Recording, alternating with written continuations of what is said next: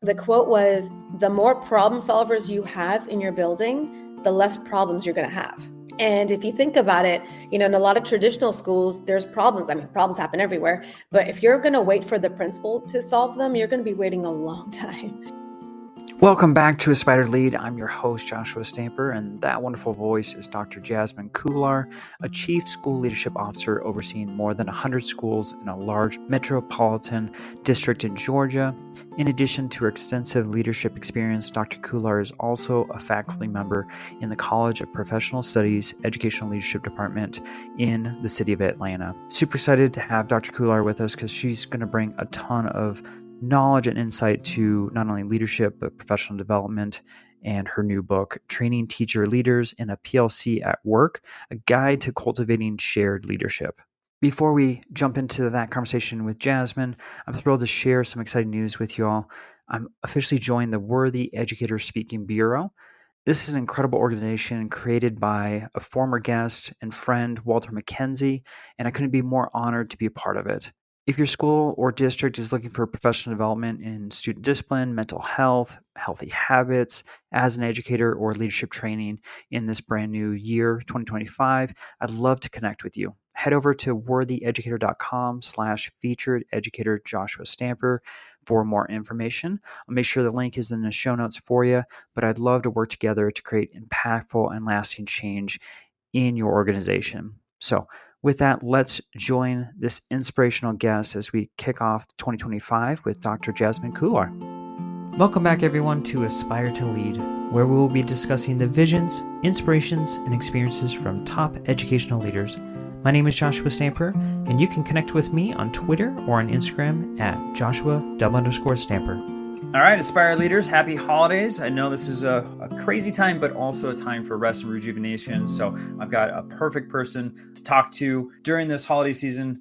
I've got Jasmine Kullar, and she's got a fantastic book called Training Teachers Leaders in a PLC at Work. I've got it in hand, phenomenal resource. We're going to really use this as our guide to our conversation today. So Jasmine, before we begin, will you just share a little bit about your educational leadership journey? Sure. First, thank you so much for having me on this podcast. I'm very excited to be here. My journey started real differently. I was not one who always wanted to be a teacher. When I was a student, I actually wanted to get into law enforcement. That was my dream. That was my passion. I wanted to become a police officer. Ended up graduating, majoring in criminology because that's what I was going to do. That career did not last very long. It was an incredibly short-lived career. Got out of it very quickly and decided to start working with young offenders outside of the city of Toronto up in Canada. And I would go in, I would teach them life skills, job skills, how to write a resume, how to look for a job. And from there, I really realized I enjoyed teaching. So I went back to school for teaching and ended up as a teacher, worked in middle school, high school, then went on to administration, became a high school assistant principal, then became a middle school principal. And from there, went on to become an assistant superintendent. And now currently in the role that I'm in, it's kind of led me to where I am now. That's awesome. All right. So I want to dive into this resource because like I said, I've been going through it. For those who are watching on YouTube, thank you. But you can also see the wonderful cover of this book. So I want to know, before we dive into the specific topics, like, why did you feel this resource was needed specifically for leaders on a campus? Yes, absolutely. So it actually kind of started with my own personal experience. I had the opportunity to meet Rick DeFore and participate in this whole PLC workshop years and years ago as a first-year teacher, and was completely bought in, completely sold on the PLC process. So later in my journey, when I became a principal, I was super excited that I had the opportunity now to lead my school and our staff into this PLC work. So I took a teacher leadership team. We had about 15 teacher leaders. And we went to a PLC Institute in Orlando, and it was awesome. Like, teacher leaders were completely bought in, completely sold on the PLC work. They knew this was the right work. They knew that when we came back to the school, this was the work that we were going to focus on as a school. I mean, for me, it was such a win. I was able to get all these teacher leaders really excited and bought into the PLC process. So when we came back to the school, was expecting that we were going to do great things. We were going to change our school. We were going to totally, dive into professional learning communities, but it didn't happen that way. And the reason it didn't happen that way is because as much as our teacher leaders were bought into the work, they had a really good understanding of the PLC work. The area that was missing was that leading part. They had to actually lead their colleagues. And that's, leading adults is very different than leading children. And as a principal and as assistant principals, we go through certification routes when we know we want to be a leader. We know we learn about conflict resolution and how to have tough conversations, all those things. But the teacher leaders I had on our team, they hadn't gone through any of that kind of training or courses. They were great, phenomenal teachers in teacher leadership roles, but it was a missing link for me when I realized that before I expect them to lead the PLC work, I really needed to build their skill set on how to actually lead. So that's kind of where this book came from, is just through my experiences. And since then, I've been doing this PLC work now for quite some time. I've had the pleasure and opportunity to work with multiple districts across our country. And every time I sit down to work with a principal or their leadership team, that inevitably always becomes the missing link of not teaching them the PLC work, but teaching teacher leaders how to actually lead adults. Yeah. And that's why this resource is so powerful. And I want to really start at the beginning of the book, which is such an important piece, which is the why principals need teacher leaders. So would you just answer that question? And I know like every leader right now is listening and going, well, of course I need teacher leaders, but I think it goes deeper than just, that simplistic statement. Yeah. Well, the first thing I always say, I ask principals, how has the job of the principal changed? I mean, we're now in 2024, post-pandemic on top of that. How has your job changed from, let's say, if you were a principal in 2010 or 1995 or 1980? Think about the principals maybe when we were teachers and the principals we had. Over the last 20, 25 years, how has the role of the principal changed? And a lot of times principals will talk about, well, back then the principal was, that had the keys to everything, right? The books, the transportation, the buses, you're the face of the school. But when we talk about today, you're responsible for instructions, you're accountable for scores, obviously test scores, the social media impact that's had, student behaviors, there's so many things that have changed. But all the things that we were expected to do 20 years ago, we're still expected to do all those things still. Nothing's been taken off of the principal's plate. It just keeps getting added on. So the point of that is you cannot do this job by yourself. There is no way a principal can lead by themselves. There's just no way. So you have to have teacher leaders around you so that as a collective body, we are leading our school together. We have this monumental responsibility of improving and increasing student achievement, and you just can't do it by yourself. So the importance of having a collective body, true shared leadership, where you have a group of teachers around you, administrators around you that you've built up to lead with you, so you can really lead this work together. Yeah, beautifully stated. And obviously principals have a lot on their plate, but our teachers do too. And, as our teacher leaders are trying to help the principal out, I'm curious, like for our listeners, our leaders, how can they help overcome barriers for our teacher leaders? So that's a great question, and actually a chapter in the book as well. Yes. Well, there's two things. One, I think sometimes the biggest barrier is the principal's leadership style itself. If as a principal, you like to do everything and you like to hold everything close to the vest, and, I don't want to use the word micromanage, but, you're involved in every little thing, it might be a little bit tougher to trust your teacher leaders to do what you want them to do. So part of it is, how do you dress your own leadership style? Another barrier that I hear often from principals is, well, like you said, teachers have a lot on their plates. I feel guilty adding more onto their plate.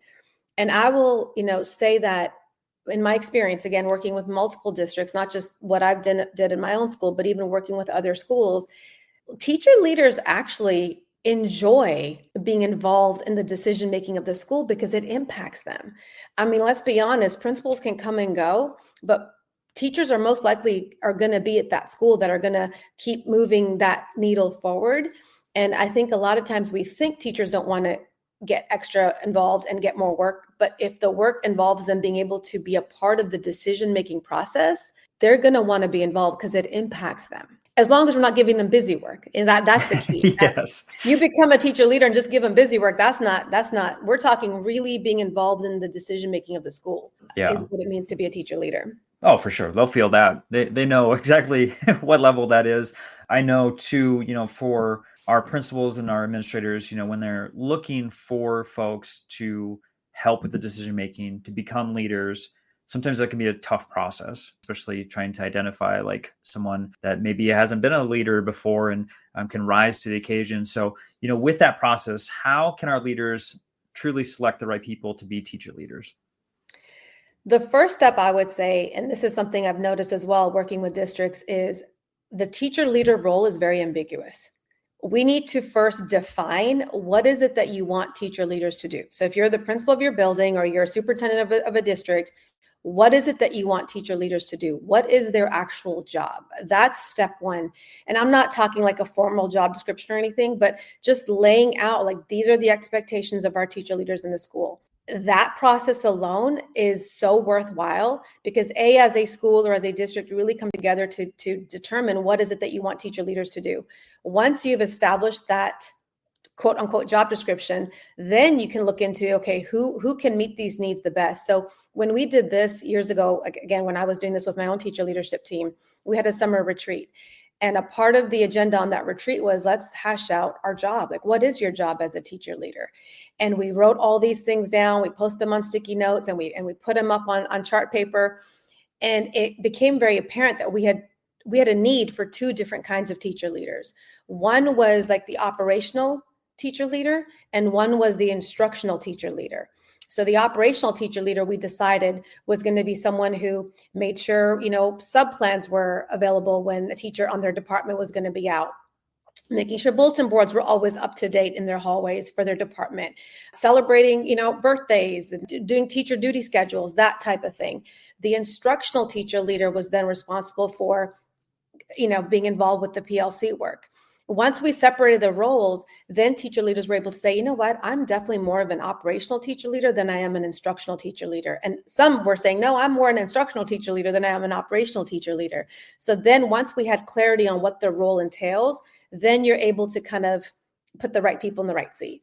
I think that is something that's missing. You're talking about even just the communication of defining the roles and the perception of what, an academic leader is versus an operational. I could probably see a variety of different definitions just specifically on the title alone.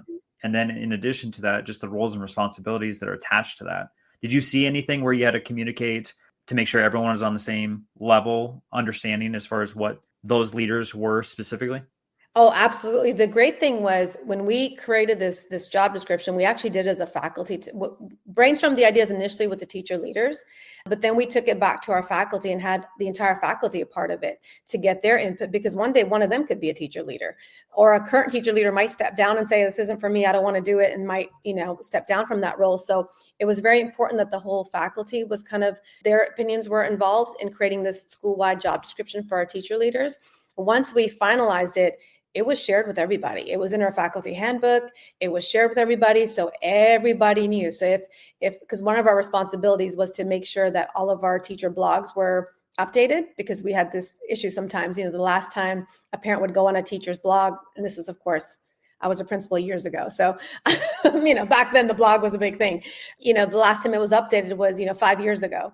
So that was one of their responsibilities, was to make sure all the blogs in their department are updated. So because it's in the job description, that's in the faculty handbook, everybody knows about it. So when a teacher leader approaches a teacher in their department to say, hey, would you mind please updating the blog?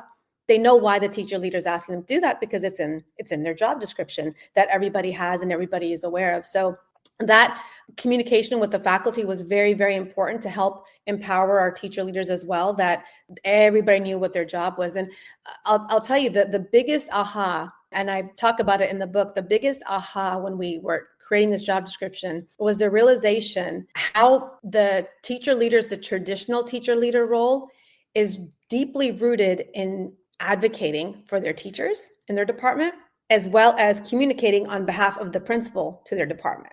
That is what, in this book, I call the traditional teacher leader. A traditional teacher leader, their role is you go into a meeting with the principal tells you a whole bunch of things. you take a lot of notes, and then you go back to your department and you regurgitate, the principal told me to tell you this. The principal told me to tell you this. That was a traditional teacher leader role. And, and then the other piece was advocating for the teachers in their department, always coming back to the principal and saying, I just want you to know that, the morale in my department is really, really low. And because they felt that was their role. So the realization was a PLC teacher leader is not advocating for the teachers in their department, but a PLC teacher leader is advocating for the students in their department. And that was a big shift, that we're here to advocate for the students in your department. And the other shift was, you're not communicating on behalf of me, we're communicating together as a leadership team. So those are some examples of how we really shifted the thinking of what the role was as a traditional teacher leader to what the role is if we're trying to become a professional learning community. Yeah, that's an important mind shift there. I want to talk more about leadership skills. I know the majority of the book really does a beautiful job of talking through how our leaders can develop leadership skills within our teachers. And literally the chapters is like a skill, going through. Obviously, for time purposes, we can't go through every leadership skill that needs to be developed with our leaders. But I was wondering if you wouldn't mind picking maybe one or two areas really for us to start focusing on in this work as we're looking at our leadership team. Yeah, so in the book, there's 10, and I believe all 10 are very, very important. And I also would recommend don't try to do all 10 in 1 year. No. I wouldn't do that. I mean, the book is really designed for you to work with your teacher leadership team for a 2-year period at least, because some of those skills, it took that long to really develop. One of the skills that I'll just mention right off the bat is courage. Having the courage to have tough conversations with your colleagues. That's not a skill that's going to, you're going to develop it overnight. That skill is going to take a lot of time. Even I'm sure for you and myself, we've been in leadership roles for a long time, and there's never a day where, I go to bed saying, oh, I can't wait to have this tough conversation tomorrow when I get to the office. Nobody likes them. They're uncomfortable. They're awkward. We don't want to hurt people's feelings, get all that. However, we know as a leader how important that is to be able to have tough conversations. So that courage piece is a skill that we probably spent 2 years on. We did a lot of role playing with our teacher leaders in our leadership meetings. So our teacher leadership meetings were very not traditional. And we did role playing. We discussed scenarios. Okay, you have a colleague in your department who just did this. What would you say to them? What are the words that would come out of your mouth? What would you say? And the more role playing we did, the more feedback we gave each other, the more comfortable they became when those situations really did happen in their departments. So courage is one of those skills that we spent a lot of time really building and developing. Another one was problem solving. I heard this quote, which really has resonated for me, and I don't know who said it, so I can't take credit for it. But the quote was, the more problem solvers you have in your building, the less problems you're going to have. And if you think about it, in a lot of traditional schools, there's problems. I mean, problems happen everywhere. But if you're going to wait for the principal to solve them, you're going to be waiting a long time. So when you have multiple problem solvers spread out through the building in all these different departments, problems come up and they solve them. That's what you do. If there's a problem in the biology department, the biology chair solved it, or the science department chair solved it. There's a problem in the second grade hallway, the second grade team leader solved it. So that idea of problem solving was another skill that we really talked about. How do you look for problems in your department? How do you be proactive to looking for problems? But then how can you come with solutions and try to minimize some of these problems that might occur in your department or your grade level? So problem solving is another skill that's going to take a minute to develop. I'll talk a little bit about the emotional intelligence piece. Yes. That's a big one too, because, I get it. Sometimes we react to things instead of taking our time and responding to things. So even talking to teacher leaders and training teacher leaders on how do you really strengthen that emotional intelligence piece, where being aware of your emotions when you're getting upset at something, how do you create that skill set, or how do you build your skill set to kind of be aware that right now you're getting upset with a colleague, or maybe it's a parent, because as a teacher leader, that's something we want you to model, is how you handle parents as well. So just being able to respond more than we react is another skill set that all leaders need. We all need it. So that was a skill set that we really all worked together in developing and building. And that was the beauty of this, is as teacher leaders, because we're all leaders together, these are skills that we all need to build. It's not something that I would tell teacher leaders, that's something you all need to work on, because, I already got all these skills. It's not, we're all doing it together. And It's great to find accountability partners that way too, when we're all in it together, because we're all trying to develop our leadership skill set so that we can ultimately lead the work in our building. Yeah, no one's perfect in any of these skills. We can all grow, and iron sharpens iron. So it's good to make sure that your team as a whole is working on those things. So again, the book is Training Teacher Leaders in a PLC at Work, a guide to cultivating shared leadership. Wonderful resource. This is a problem that every leader that's listening has, in addition to the fact that every year there's new leaders. Sometimes even mid-year, you're looking for new positions, or people are retiring, and you're having some changeover. And so you need to make sure that you're building something that's sustainable and that can last for a long time as you're a building leader. So a beautiful resource, highly recommend it. The link will be in the show notes for folks over at joshstamper.com, or if you're on a podcast player, it'll be in the show notes there for folks to click. Highly recommend the book. Grab it for yourself, something that you can implement right away. I want to talk about real quick, Jasmine, a second book that you've got that I know the manuscript's done, but I would love to know more about this book. I know it's more for superintendents, district leaders. Would you just share kind of what you've got constructed? Yeah, absolutely. Thank you so much. I actually got two co-authors on that book with me, Bruce Awesome. Fraser and Lisa Riddell. And the three of us we just turned in our manuscript, and the working title right now is Leading Leaders. But really, in essence, it's about a book for superintendents and assistant superintendents who supervise principals. So principals, one of the challenges with supervising principals is you're not technically in the building with them every single day the way you are as a principal supervising your teachers. So there's some challenges sometimes when it comes to supporting and supervising and monitoring the work that schools are doing. So this book is really designed to help principal supervisors lead some of this work. Very cool. So make sure that you're checking that out as soon as that second book comes out. Obviously, it's going to be a powerful resource.